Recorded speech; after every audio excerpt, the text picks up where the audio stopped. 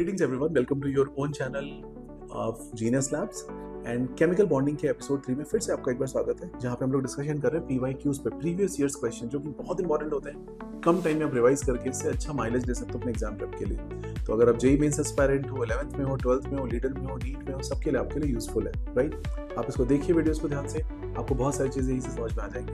तो मैंने सारे कॉन्सेप्ट्स को बहुत प्यार से अच्छे से बताया हुआ है, जिससे आपको कॉन्सेप्ट बहुत इजीली क्लियर हो जाए और आसान शब्दों में आपको कोई बात समझ में आ जाए। चलिए, so let's start episode number 3. Now, question on your screen is question number 6. The presence of polar bond in a polyatomic molecule suggests that the molecule has a non-zero dipole moment. यानी कि polar bond इस बात को indicate करता है कि compound में non-zero dipole moment होगा। क्या है जरूरी है? नहीं, जीरो भी हो सकता है। CH4 में जीरो है, CO2 में जीरो है, CCl4 में जीरो है, BF3 में जीरो है। तो आंसर हो गया फॉल्स। कर लोगे? Easy question. Question number 7. The dipole moment of CH3F is greater than CH3Cl. It's a very good question, interesting question. देखिए, फ्लोरीन के अंदर electronegativity wise yes it is better than chlorine. Bond length wise chlorine is better than fluorine. So charge और distance का multiplication आपको mu में देखने को मिलता है, यानी कि डाइपोल मोमेंट में देखने को मिलता है। अब एक फैक्टर फ्लोरीन को फेवर कर रहा है, दूसरा फैक्टर क्लोरीन को फेवर कर रहा है। तो मेरे को समझना होगा कि इवेंचुअली कौन सी चीज दोनों में डोमिनेट करती है और क्या ये एक फैक्चुअल इंफॉर्मेशन हो सकती है। So try to understand.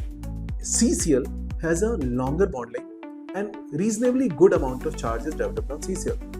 Hence, the answer is in favor of CCl, not the other way around. So what's my answer?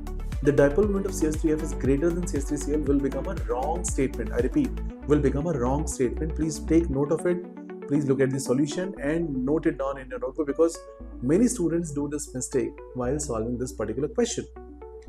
Next question on your screen is again MCQ questions are started. So question number 1, the compound which contains both ionic and covalent bond is, जिसमें दोनों चीजें मिले, covalent bond भी मिल जाए और ionic bond भी मिल जाए, ऐसा कौन सा कंपाउंड है? तो मीथेन आपके पास H2KCl और KCl। बताइए, मीथेन में सिर्फ कोवेलेंट बॉन्ड होंगे, ऑल 4 सिंगल बॉन्ड्स। H2 में दो सिंगल, लाइक बेसिकली एक कोवेलेंट बॉन्ड होगा, right.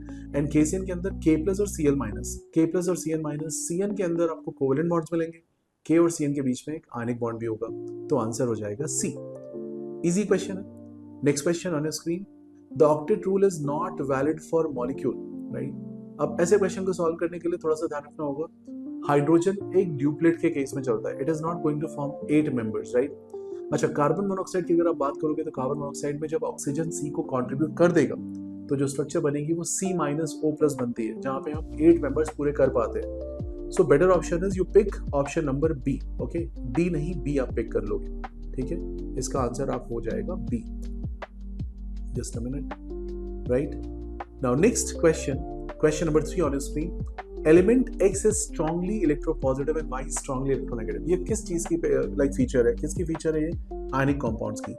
X becomes X+ by losing out electron, Y becomes Y- by gaining electron। और ये क्या बना के देगा आपको? आयनिक बॉन्ड बना के देगा। सो इसका आंसर हो जाएगा बच्चों, थर्ड क्वेश्चन का आंसर हो जाएगा A option, X+ and Y- is electronegative for Y-, so hence it is ionic bond. Question number 4 on your screen. Which of the following compounds are covalent compound? देखिए, hydrogen covalent है कि नहीं? अभी पहले कर चुके हो, सिंगल बॉन्ड है, कोवेलेंट होगा। कैल्शियम ऑक्साइड आयनिक होगा, KCl आयनिक होगा, Na2S भी आयनिक नेचर शो करेगा। तो आंसर क्या हो गया? H2। ये सीधा सा question. Next question on your screen, the total number of electrons taking part in formation of bond of nitrogen.